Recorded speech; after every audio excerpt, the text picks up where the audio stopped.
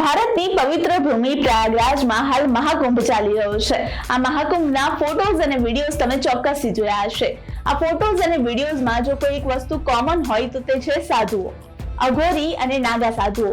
આ બંને તમને જોઈને ચોક્કસથી સરખા લાગી શકે, પણ આ બંનેમાં ઘણો તફાવત છે।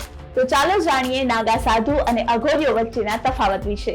નાગા સાધુ બનવા માટે અખાડામાં રહેલા મહંતને ગુરુ બનાવીને તેમની પાસેથી દીક્ષા લેવી પડે છે, જ્યારે અઘોરીઓના ગુરુ ભગવાન શિવ હોય છે। અઘોરીઓને ભગવાન શિવનો 5મો અવતાર માનવામાં આવે છે। અઘોરીઓ સ્મશાનમાં મૃતદેહની બાજુમાં બેસીને તપસ્યા કરે છે અને તેવું કરવાથી તેમને દેવી શક્તિઓની પ્રાપ્તિ થાય છે।